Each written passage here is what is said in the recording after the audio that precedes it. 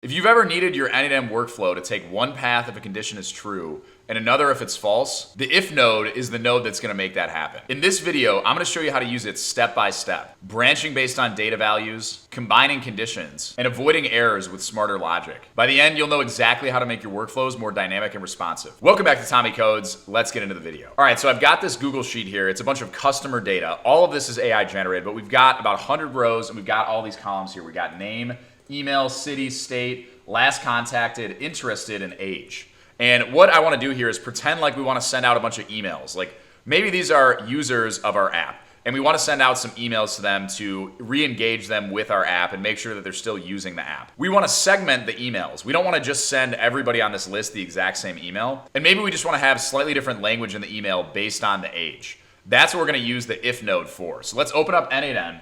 And I've already hooked it up to Google Sheets. So if we go here, we can see that we've got all 100 rows. All the data that we just saw in the Google Sheet is present here. And basically, we want to just jump straight into the if node. So I won't spoil it for you guys. We are going to be using the if node. And what we're going to do here is we're going to drag over age. And we are going to modify the condition here. So we said if age is greater than 40. So let's click on this drop down here. And what we're going to look at here is the type. Now, when we're talking about conditional logic, the types of conditions that we care about are going to differ based on the type. The type is a property of the data. So we would say if we look over here, row number, we see this pound sign. This is a number. Name, we see this little a here. This is going to be a string. A number is like what it sounds like, 2, 2.5, -6, 1,000,001. Those are all numbers. Strings are going to be any piece of text. So an email is also a string. City is also a string. We also have last contacted here, which on the left-hand side is a string. We'll talk about this later. And then age, as we can see here, is a number. So because we're working with a number type here, we're going to grab this drop-down and we are going to select number. That's also why it's selected here. That's why it's bolded, because n8n is trying to tell us, hey, that's probably a number. We want to say if it's greater than, and then we're going to put in 40 here. So let's hit test and see what happens. Now, we've noticed that we've segmented our data into two outputs. We have the true branch and the false branch. So all of our data, the 100 items, are present in the output, but there's two branches with this node. So if we go back to Canvas here, we're going to notice that true, that's this guy here, and then false, that's this guy here. And basically, let's just confirm that it all works. If we go into the true branch, we're going to see that everybody's age here is going to be greater than 40. So we see 64, 77, 41, blah, blah, blah. And then in the false branch, everybody's age is going to be less than or equal to 40. So I don't know if we're going to actually see a 40, but okay, we do. So this is a good example. So down here, this person, Miranda Davis, her age was exactly 40. And because we said it is greater than, that's going to mean that 40 is, I know it's right on the cutoff, but that's actually less than 40. Notice we can change this to greater than or equal to. So let's change this to greater than or equal to. And now I'm guessing the true branch is going to change to 72 items. And yep, it did. And if we go over here, I'm sure we're going to find Miranda right here. Okay, so Miranda Davis, 40. So be careful with these condition you're selecting and make sure you understand the edge cases, in this case 40. So anyway, now that we've segmented the rows, we can go over into Gmail and we can send a message. So we're going to need two Gmail nodes. One is going to be, we're going to say, hey, person over 40. I don't know, that's kind of a rude email to send, but, you know, just an example here. So we're going to do this, send message, and we're going to say, you know, hey, person under 40. And we're not actually going to send these emails, but this is pretty much all you need to do. And just noting again that the if node is going to have two outputs, true and false. Okay, so that's relatively straightforward. Now let's spice things up a little bit. Let's go into this last contacted column.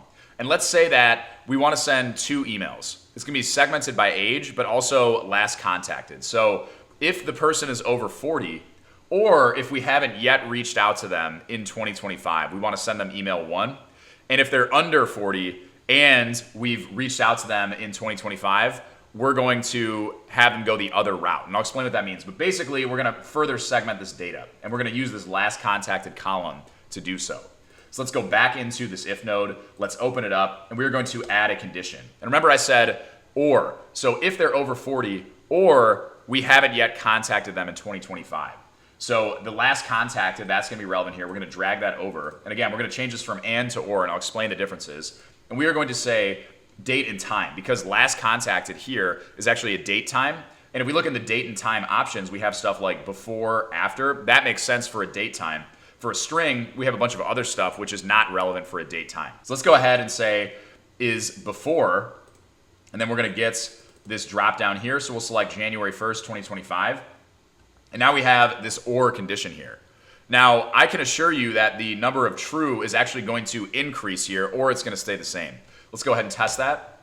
And yes, it increased or it stayed the same. It actually went up to 90. If we look here now, we're going to see some people that are under 40 in the true. Let's find, okay, so this person is 36, but notice that their last contacted was 2024, this was October of 2024. So that's why this person, Terry, even though he's under 40, he is now in the true branch. And if we look in the false branch, every single person here is going to be both under 40 and have their last contacted be in 2025.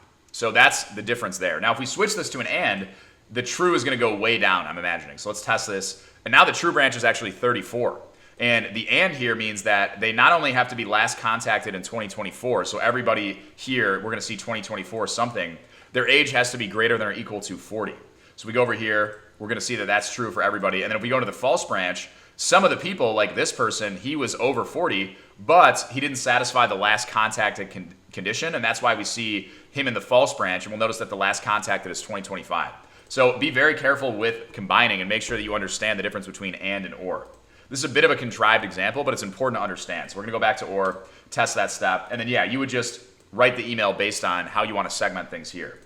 Now let's go back in here. There's something a little weird going on, and that's on the left-hand side, we see last contacted. We see it has this A, which means n8n thinks it's a string. We're putting it into this if statement, and it's saying is before, but we're comparing it as a date time. So this is a little bit of a weird example, but you notice this thing down here, it says convert types where required. Well, you can actually have a string that says 2025-03-12. Like that's also a valid string. You don't have to interpret that as a date. In this instance, we want to interpret that as a date. So what's actually happening under the hood is n8n is converting this string, which is really a string, into a date time object. I think this is a bit of a bug actually, because usually for that to happen, you have to select convert types where required. And let me illustrate what I mean by this. So let's unselect this, and then what if we put the wrong field in here? So let's put in state. So you could imagine how we could interpret 2025-03-12 as a date, but the state IA, there's no way to interpret that as a date that makes sense. So let's test that. And it's saying, hey, TX is a string, but we're expecting a date time. So that's what we're seeing there. Again, we're seeing that the state is not actually convertible into a date time. If we hit convert types where required, now we're telling n8n, hey, you have to try and convert this. Now it's at test step. And now we're actually getting an error on the conversion itself. So it's saying, hey, this string cannot be converted to a date time. So those are two distinct errors. In this case, the error is actually just because you're using the wrong field. So we'll put this back in here. But if we want to do something a little different, like let's say we wanted to interpret this row number. So maybe we wanted to interpret the row number as a string, or maybe we wanted to say any row number that has a 2 anywhere in it. And so what I mean by that is this one we want to select, this one we want to select, all of the 20s, and then 42. So anything that has a 2 in it. So all of the 20s and anything that ends in a 2. What you could do is say string, and you could say contains 2. Let's run this through. And notice that that automatically converted it to a string. Let's go and unselect this, and now we're getting an error here. And n8n is going to point this out here. It's saying, hey, the wrong type. 2 is a number, but we're expecting a string. So if I run this here, we're probably going to get an error. And yes, we do. It says 11 is a number, but was expecting a string.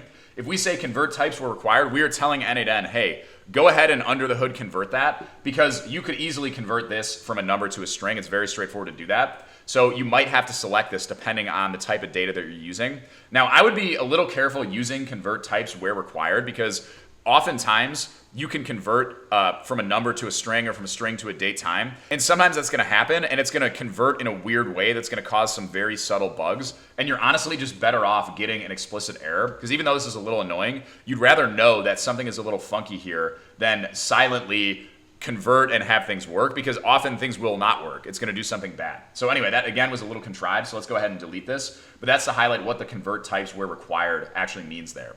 Now let's look at a different option. So we go under here, we have ignore case. So now let's look at this interested column. So if we go over here, they have interested, this is yes or no. So maybe we wanted to say, so we're gonna unselect all this right now, and we're gonna change this. We're gonna go for interested, and we're gonna say we want interested to be equal to yes. So let's type in yes here, and let's test step. And a little weird because every single thing here is false, even though I can clearly see that we have yes present in a lot of the rows. So what's going on here is I typed in lowercase yes, and lowercase yes is actually not the same as uppercase yes. So if we go down here and we select ignore case, that is going to handle that case for us. And now we see that we're about 50-50 almost, 47 and 53 for yes and no. Now, this is up to you based on the workflow. In this case, if you know for a fact that the spreadsheet is well formatted and it's always going to be capital YES or capital NO, then I would avoid using ignore case, because this is actually like an error, or it's more indicative of something wrong with the data. And I would prefer doing something like this.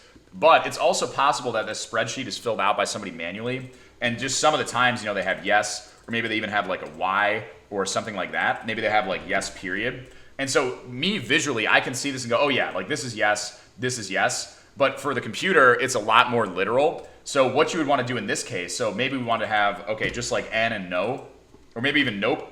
So yeah, we've got a few different things here, and we can clearly see that nope is no, lowercase n is no, capital NO is no, and then YES period, like all this is yes. So we can visually segment them. What you'd want to do here is actually change this from is equal to maybe we say contains the letter Y. So we go over here, we go to string contains the letter Y.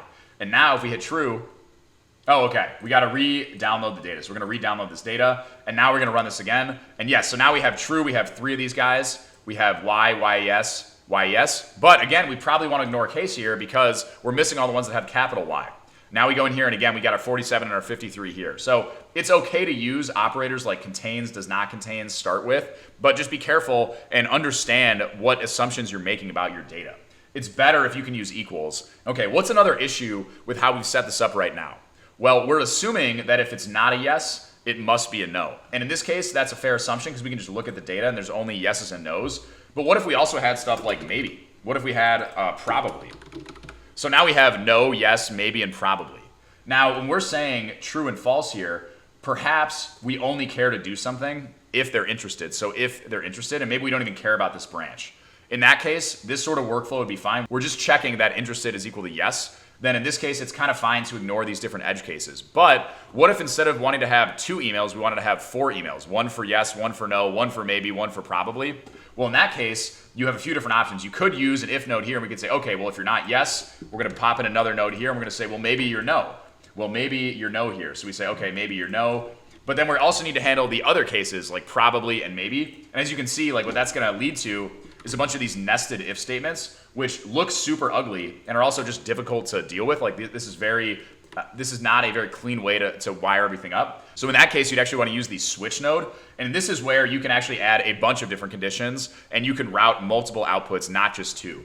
I'm not going to go into more detail with the switch node. I just wanted to do a quick overview of the if node for you guys. But just know that if you're starting to have a lot more edge cases and you have a lot more than just a binary choice, like yes or no, then you probably want to look at a different node than the if node. So to summarize with the if node, this is what you're going to use anytime you need to branch, at least basic branching. You need to be very careful about the types. You need to understand what data types are coming in. You need to understand the assumptions you're making about them. If you want conversion to happen automatically, you want to select convert types where required. If you want to combine conditions, you can do that here. Just make sure to be careful about if you're using and or.